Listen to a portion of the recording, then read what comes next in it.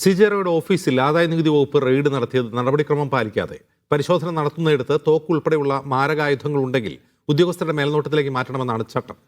Confident ഗ്രൂപ്പിന്റെ zero ഡെപ്റ്റ് സ്കീമുമായി ബന്ധപ്പെട്ടാണ് income tax പരിശോധന നടത്തിയത്. റെയ്ഡുകളും പരിശോധനകളും നടത്തുമ്പോൾ പരിശോധന നടത്തുന്നിടത്ത് തോക്ക് പോലുള്ള മാരകായുധങ്ങൾ ഉണ്ടോ എന്ന് ശ്രദ്ധിക്കണമെന്നും ഉണ്ടെങ്കിൽ ഉദ്യോഗസ്ഥരുടെ മേൽനോട്ടത്തിലേക്ക് മാറ്റണമെന്നുമാണ് ചട്ടം. ലൈസൻസ് ഇല്ലാത്ത തോക്കാണെങ്കിൽ പോലീസിന് കൈമാറണമെന്നും നിയമമുണ്ട്. റെയ്ഡ് സമയത്ത് ജീവനക്കാരോ ഉടമസ്ഥരോ തോക്ക് സൂക്ഷിക്കുന്നിടത്തേക്ക് പോകാതെ ശ്രദ്ധിക്കണമെന്ന നിയമവും കോൺഫിഡന്റ് ഗ്രൂപ്പിന്റെ കോർപ്പറേറ്റ് ഓഫീസിൽ നടന്ന റെയ്ഡിൽ പാലിക്കപ്പെട്ടില്ല. കോൺഫിഡന്റ് ഗ്രൂപ്പിന്റെ സീറോ ഡെപ്റ്റ് സ്കീമുമായി ബന്ധപ്പെട്ടാണ് ഇൻകം ടാക്സ് ഉദ്യോഗസ്ഥർ പ്രധാനമായും പരിശോധന നടത്തിയത്. കടബാധ്യതകളോ ബാങ്ക് വായ്പകളോ ഇല്ലാതെ നടത്തുന്നതാണ് കോൺഫിഡന്റിന്റെ മുഴുവൻ പ്രോജക്റ്റുകളും. 160ഓളം പ്രോജക്റ്റുകളാണ് നിലവിൽ കോൺഫിഡന്റ് ഗ്രൂപ്പിൻ്റെതായി രാജ്യത്തിനകത്തും പുറത്തും നിർമ്മാണത്തിനുള്ളത്. മുഴുവൻ പണവും റോയിയുടെ തന്നെയാണോ മറ്റാരുടെയെങ്കിലും പണമുണ്ടോ എന്നത് കണ്ടെത്തുകയായിരുന്നു പ്രധാന ലക്ഷ്യം. കർണാടക ഹൈക്കോടതിയിൽ നിലനിൽക്കുന്ന നികുതി വെട്ടിപ്പുമായി ബന്ധപ്പെട്ടുള്ള അന്വേഷണവും ഇൻകം ടാക്സ് ഉദ്യോഗസ്ഥർ നടത്തുന്നുണ്ട്.